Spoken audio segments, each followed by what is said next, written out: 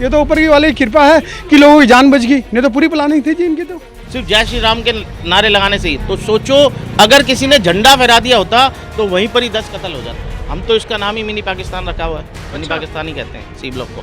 मस्जिद के ऊपर साथ साथ फिर जो उसके आसपास जो मकान थे वहाँ से भी महिलाएं पत्थर मार रही थी।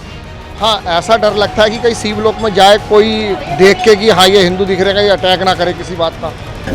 केजरीवाल जो है इसको पाकिस्तान बनाना चाहता है, इसको बता देंगे हम। इस वक्त मैं जहाँ खड़ी हूँ ये दिल्ली का वही जहांगीरपुरी इलाका है जहाँ 16 अप्रैल को दिल्ली को दहलाने की कोशिश की गई, यानी कि हनुमान जयंती के दिन जहां देश भर में जय श्री राम के नारे लगाए जा रहे थे, उसी दिन जहांगीरपुरी में पथराव होता है, बवाल मचता है और मुसलमान समुदाय के लोग हिंदू समुदाय पर पत्थरबाजी करते। ये उस दौरान हुआ जब यहाँ से शोभा यात्रा निकाली जा रही थी, यानी हनुमान जयंती के दिन यहाँ से जुलूस निकाला जा रहा था और उसी वक्त मुस्लिम समुदाय के लोग जो है वो शोभा यात्रा पर अचानक पत्थर बरसाना शुरू कर देते और धीरे धीरे माहौल इतना ख़राब हो जाता है कि गोली तक चल जाती है। जी हाँ, मैं आपको दिखाना चाहूँगी, देखिए कि वही जगह है जहाँ से शोभा यात्रा निकाली जा रही थी। उस दिन आप देख सकते हैं कि वही मस्जिद है, कहा जा रहा है कि इसी मस्जिद के बाहर जो है वो पथराव शुरू हुआ था, यहीं से वो लड़ाई जो है वो हंगामा जो है वो शुरू हुआ था। कहा यह भी जा रहा है कि इस इलाके का जो है एक गुंडा है, यहाँ पर उसका दबदबा है, मोहम्मद अंसार जो है उसकी कुछ हिंदू लोगों से झड़प हुई थी, जिसके बाद यहाँ पे पथराव शुरू हो गया। और ये वही घर है, आप लंबी लंबी जो इमारत देख रहे हैं, इन्हीं इमारतों के ऊपर चढ़ के मुस्लिम लोगों ने जो है हिंदू संगठनों के ऊपर यानी हिंदू लोगों के ऊपर पत्थरबाजी की थी। और फिर इसी जगह कहा जा रहा है कि सोनू जो है जिसे अब गिरफ्तार कर लिया गया है, उसने यहाँ पर गोलीबारी भी की थी। आप देख सकते हैं कि वही मस्जिद और मस्जिद के बराबर में ठीक मंदिर है। कहा जा रहा है कि शोभा यात्रा यहीं से निकली थी और उस शोभा यात्रा को इस तरफ जाना था, क्योंकि कहा जा रहा है कि शोभा ये जो पूरा इलाका है वो मुस्लिम बहुल इलाका है, इसीलिए शोभा यात्रा का जो रूट था वो ये रूट बनाया गया था कि मस्जिद और मंदिर के पास से होते हुए शोभा यात्रा को इस तरफ जाना था। आप देख सकते हैं इस तरफ शोभा यात्रा को जाना था, क्योंकि ये इलाका जो है यहाँ पे हिंदू ज़्यादा रहते हैं और इधर का जो इलाका है यहाँ पर मुस्लिम जो जनसंख्या है वो ज़्यादा, यानी पूरा इलाका जो है कहा जाता कि मुस्लिम बहुल इलाका है ये, इसलिए शोभा यात्रा का रूट कुछ इस तरह से तय किया गया था कि मुस्लिमों की कम्युनिटी से ना निकलते हुए हिंदू कम्युनिटी से उस रूट को निकाला जाए। लेकिन उसके बावजूद भी यहाँ पर जो है वो पत्थरबाजी हो जाती है और गाड़ियों को आग लगा दी जाती है, आगजनी होती है। इस पूरे घटनाक्रम में लगभग 8 पुलिस वाले जो हैं वो भी घायल हुए हैं और कई लोगों के भी घायल होने की आशंका है, लेकिन खुलकर कोई भी सामने बोलने को तैयार नहीं है।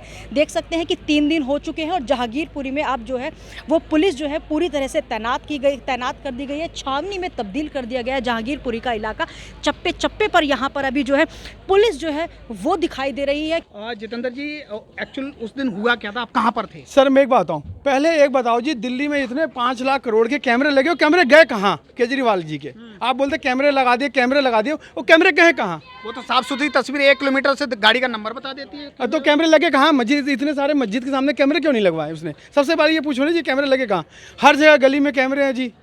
हाँ, तो मस्जिद के सामने कैमरे कहाँ गए जी? मंदिर भी है, मंदिर पे वो मंदिर में कैमरे लगे हुए जी, मस्जिद पे नहीं है। मस्जिद में नहीं है। और कैमरे हमने लगवाया जी मस्जिद के मंदिर के पास, काली माता मंदिर के सामने जो। अच्छा, एक्चुअल हुआ क्या था जितेंद्र जी? देखो जी, एक्चुअल क्या था, ये भी खड़े थे, हम भी खड़े थे जी। सुबह ये शाम के समय की 5-5:30 बजे की बात है जी, 5:30 बजे की बात है। तो ऊपर से देखा जी कम से कम 15-20 जने थे जी, पत्थर उठा फेंक रहे थे जी। ठीक है जी, ऊपर छतों से मस्जिद के ऊपर से पत्थर फेंक रहे थे जी। छतों पे पत्थर एकदम आए कहाँ से? सब प्लानिंग थी जी, ये तो उस्मानपुर प्लानिंग था जी। अच्छा, चांदपुर बनाने का प्लानिंग था। ये तो ऊपर की वाली की कृपा है कि लोगों की जान बच गई, नहीं तो पूरी प्लानिंग थी जी इनकी तो। अच्छा, ये बताया जा रहा है कि इनकी तरफ से आरोप लगाया जा रहा है कि हिंदुओं ने, जो शोभा यात्रा के लोग थे, वो झंडा लगाना चाहते थे, वहाँ पर भगवा झंडा टांगना चाहते थे मस्जिद पे, ऐसा कुछ का? ये बताओ, उनकी मुहर्रम की यात्रा निकले, हमें कोई दिक्कत नहीं होती, और हमारी यात्रा निकले उनको दिक्कत है जी। नहीं, उन्होंने तो बोला है ना कि वो आरोप लगा रहे हैं कि वो झंडा। सर, मैं आरोप लगाने से ये आरोप बेबुनियाद है जी। कोई अपनी पक्ष रखेगा, हम कहेंगे जी हमारे इस बंदे ने चोरी करी, प्रूफ होगा ना जी, तो कैसे मान लेंगे जी? और क्या देखा आपने, और क्या हुआ? जैसे पत्थरबाजी हुई, उसके बाद लोग भगदड़ मच गई, भागने लगे। पत्थरबाजी हुई, दम की हुई, फिर गोली भी चली है जी, गोली की आवाज़ भी आई है जी। वहाँ गोली वहाँ जैसे वो 1-2 मोबाइल की दुकान है, वो कैमरे की, वहाँ गोली की आवाज़ भी आई है। फिर पुलिस वाले आए हैं, पुलिस वाले को चोट लगी है।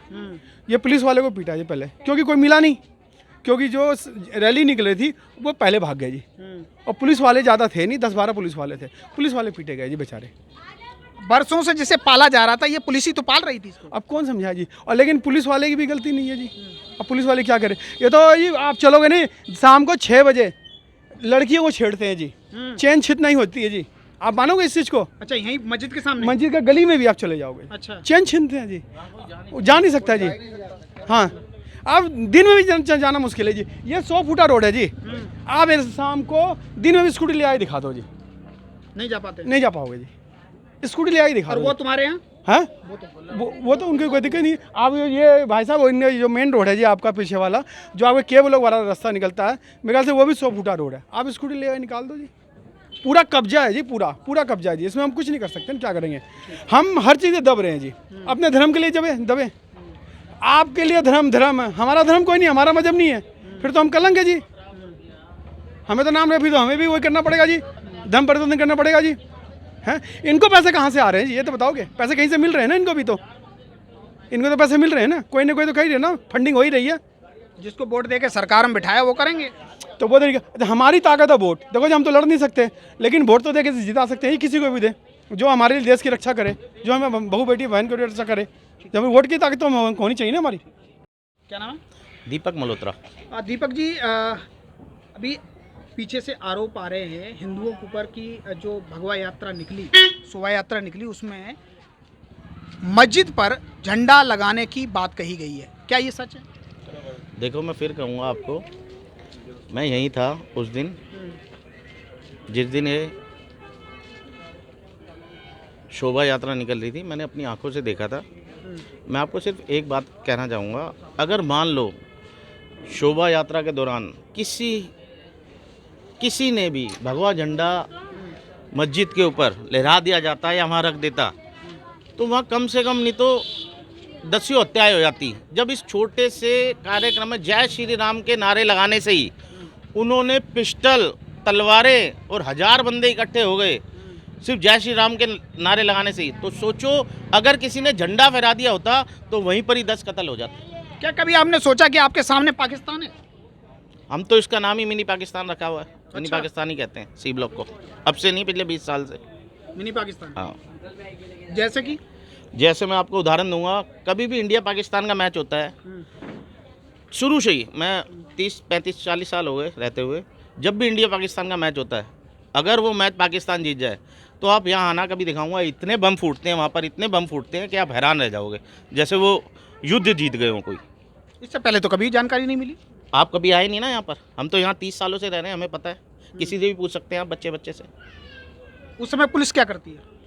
पुलिस क्या कर लेगी जी, मेजोरिटी में रहते हैं सारे के सारे, एक को बंद कर दो तो 10 औरतें देखा आपने इकट्ठे हो जाती हैं पीछे आके, 20 आ जाते हैं, पत्थरबाजी करते हैं, तो पुलिस कहाँ तक, अंदर कोई जा नहीं सकता, बूचड़ खाने बना रखे हैं दुनिया भर की। आप ईद पे आया करो, जब बकरीद ईद होती है, इतना खून बहता है तो आप सोच नहीं सकते क्या हाल होता है उस टाइम।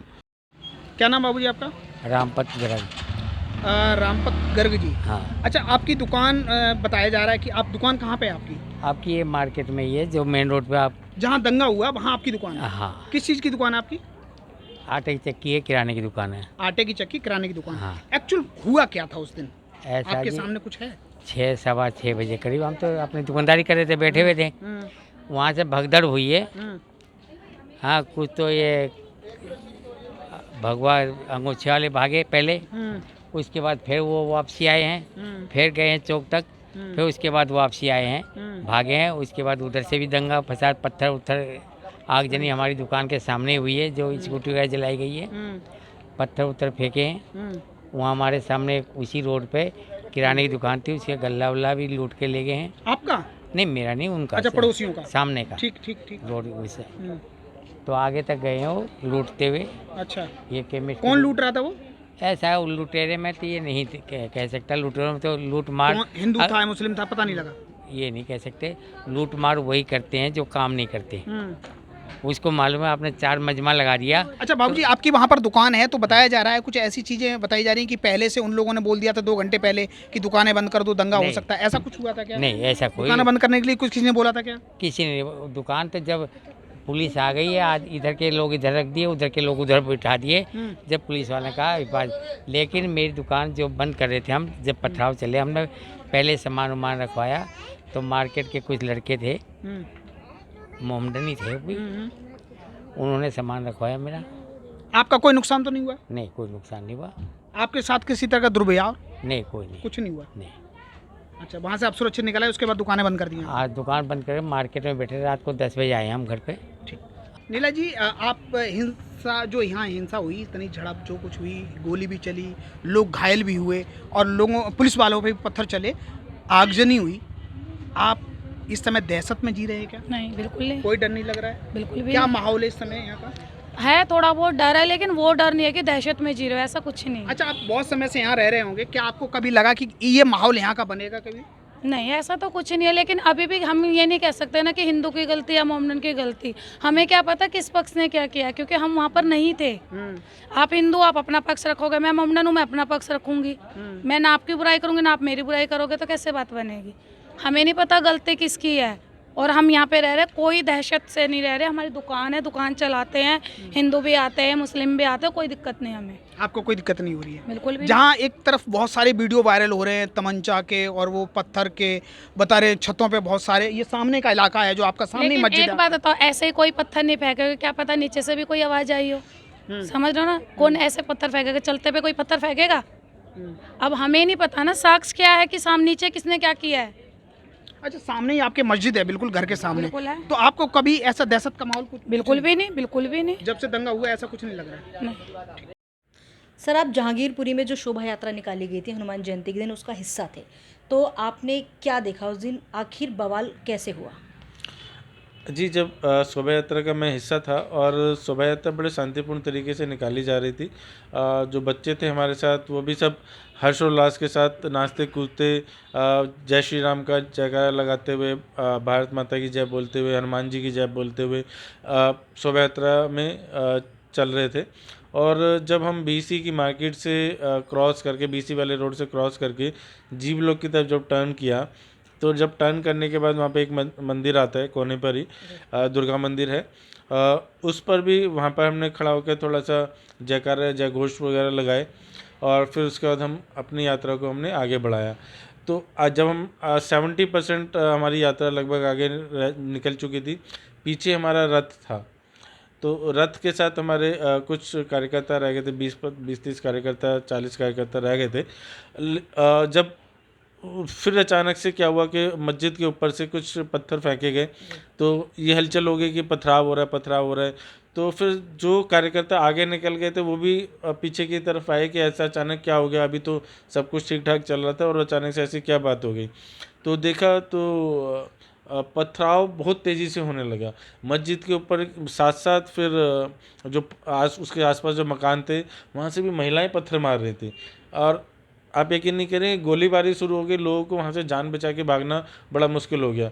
हम लोग अभी सोचिए कि हमारी किस्मत अच्छी थी, हम लोग वहाँ से जान बचा के भाग पाए। सर, ये कहा जा रहा है कि वहाँ पे जो मुख्तार अंसार है उसकी झड़प हुई थी कुछ मतलब लोगों के साथ जो शोभा यात्रा में शामिल थे, क्या ऐसा कुछ आपने देखा था? नहीं, मेरी जानकारी में ऐसा नहीं है कि ऐसे कोई झड़प हुई थी। बस अचानक से ऊपर से पत्थर गिरने लगे और लोगों में हल्ला हो गया कि पथराव हो रहा है, पथराव हो रहा है। बस यही विषय था। सर, उसके बाद आपको क्या कहीं चोट आई थी इस हिंसा में?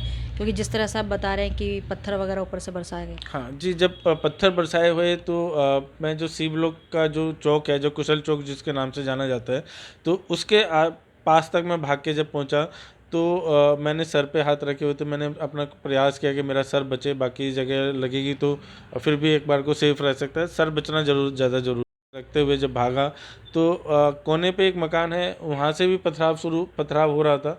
तो पत्थर लगा या क्या लगा मुझे समझ नहीं आ रहा। मेरे जो कोनी है उसमें चोट आई है और मैं ना तो बाजू को प्रॉपर मोड़ पा रहा हूँ और ना कुछ वज़न उठा पा रहा हूँ। सर, लगभग कितने लोग घायल हुए इस हिंसा में, अगर आपको कुछ जानकारी हो तो इसकी?